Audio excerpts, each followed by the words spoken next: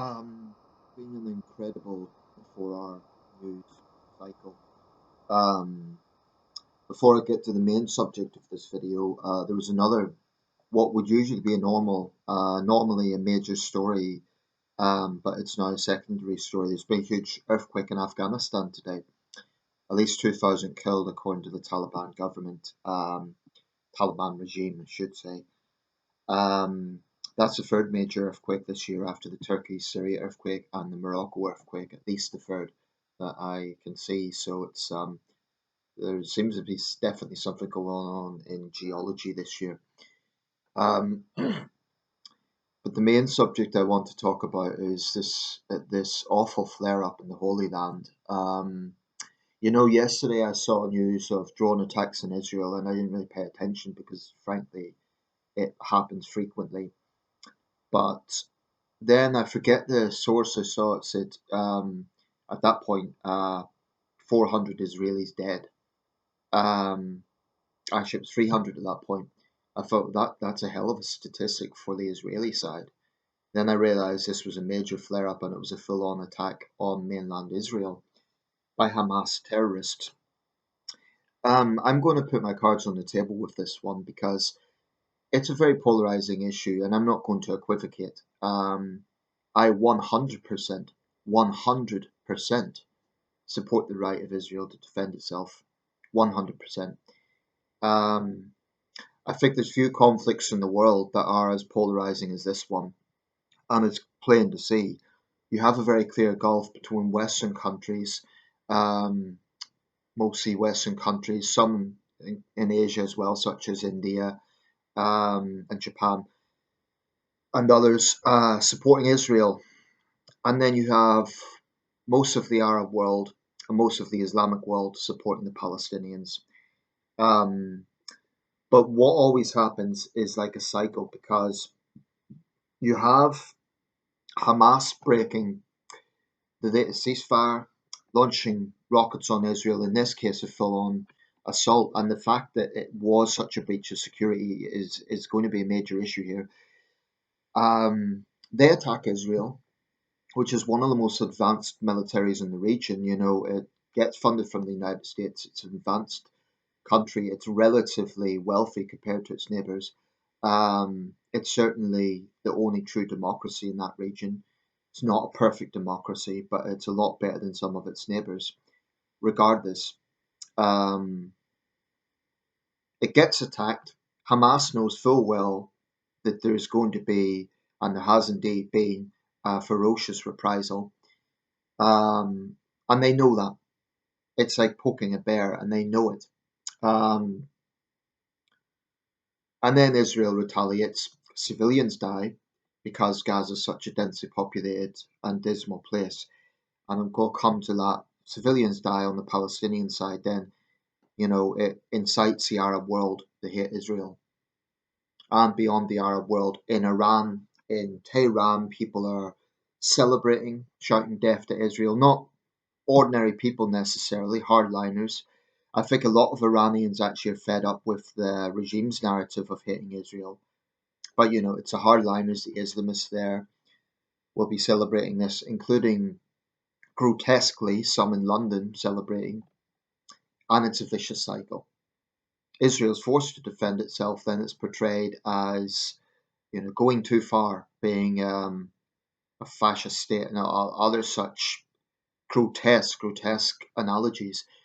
The simple reality is, so long as there is a mantra of Palestine will be free from the river to the sea, meaning the destruction of Israel, this war will never end.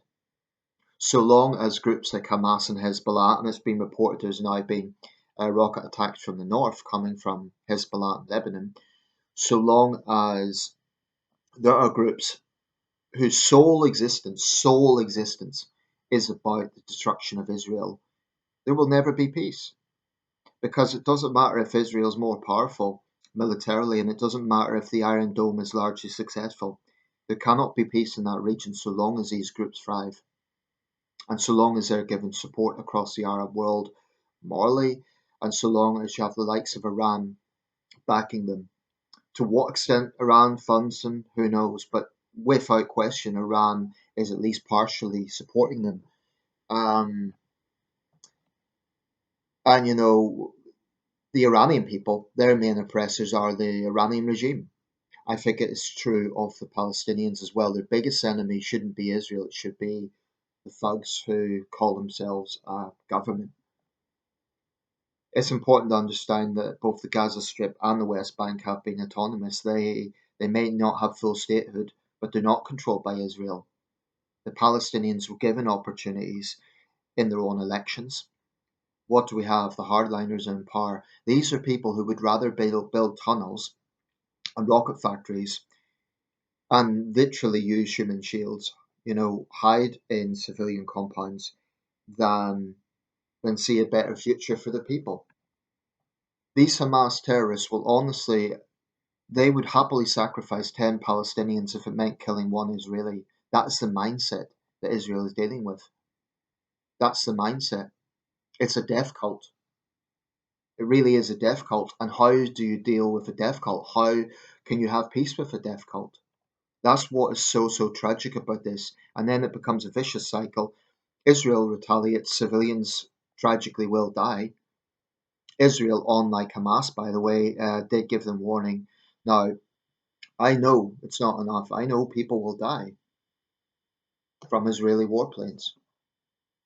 But what choice does Israel have? Is it supposed to accept a severe terrorist attack on its own soil? You know, um, and look at who they attacked. It was young people enjoying a party, a peace party, including, I understand, foreign nationals. Now they've been kidnapped. Imagine the fear that they're going through. The British press has been showing a lot about a young woman who was kidnapped. At least one British citizen is among them. A joint British Israeli soldier has been killed. 600, at least 600 Israeli deaths, both military and civilian, but 600. Israel's not seen anything like that in 50 years, not since the Yom Kippur War. Because usually when these things flare up, as they do every few years, there's a big discrepancy between Israeli casualties and Palestinian casualties. But the only reason for that is partly because Israeli security has been so good, and partly because the likes of Hamas do use human shields. They always have. Now, to be clear, I haven't always supported everything Israel does. There has been times when journalists have died at Israeli hands, sometimes at Palestinian hands. There's been times when they've done definitely questionable things that I think have polarized support among their allies. But fundamentally, any sovereign nation on the face of the earth has a right to defend itself. And the hypocrisy of the Iranians to talk about self-defense for the Palestinians. If Iran was to be attacked by Israel, they would be talking about the right to defend themselves. When they're saying the Palestinians are defending themselves, what's actually happened is a bunch of terrorist folks have attacked Israel, um, and they're now going to use the Palestinians as human shields. There's no doubt they will do with the hostages. Um, I think actually they'll keep the hostages alive for that reason, because they're going to bank on, well, Israel's not going to kill its own people. It puts Netanyahu in a terrible position. And actually, right now in this state of war, Israeli politics has been a mess over the past year. I think Netanyahu has outstayed his welcome. But at this point, this isn't the time for Israeli parties to be squabbling among themselves. There needs to be a united front. Whatever differences they have in terms of Israeli politics, this is, if I was in Israel, I would be saying this is the survival of the nation, basically. Now, Israel's not going to disappear. That isn't going to happen.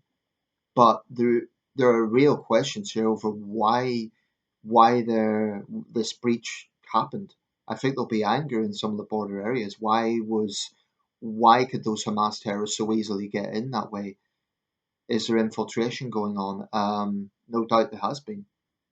I'm going to wrap this up soon, but the Israeli flag was put on the Brandenburg Gate on the Empire State Building. I think on one of the bridges in London as well, unless I'm mistaken. It feels with this part of the world that it's just endless. It's just endless. I mean, there's other conflicts that seem to go on forever. Armenia and Azerbaijan, they've had certainly a flare up as well recently. Um, but there's certain parts of the world where the conflict just seems never ending. But I firmly believe that when it comes to the Holy Land, um, I don't think Israel's got everything right. I think continued settlement building has been bad for the peace process. But the mentality that Israel has to be wiped off the face of the earth, the mentality that Israel has no right to exist, so long as that mentality prevails, there's never going to be peace. So long as Palestinian terrorist groups like Hamas fire rockets into Israel, Israel is going to respond. And how can any nation be expected not to? That to me is grotesque.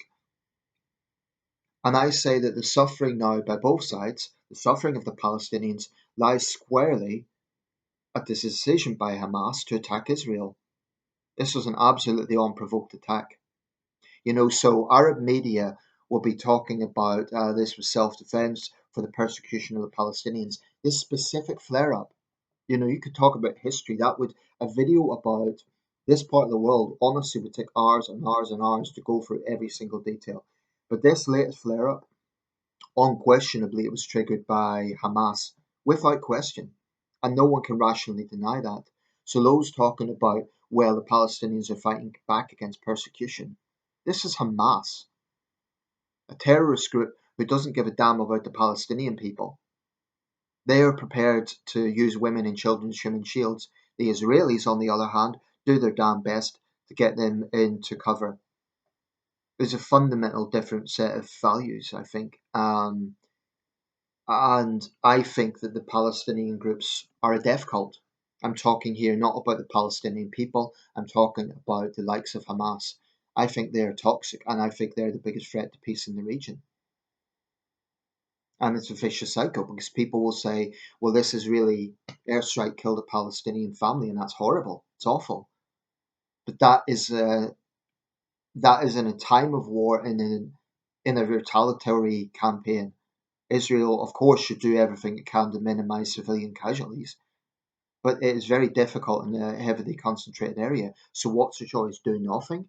Do absolutely nothing and allow rockets to come in, allow potentially another attack like this? It's no nation could be expected to do that. It's a grotesque situation, but I absolutely 100% stand by Israel's right to defend itself. I really hope this de-escalates. I hope there could be some sort of ceasefire, some sort of something that de-escalates this.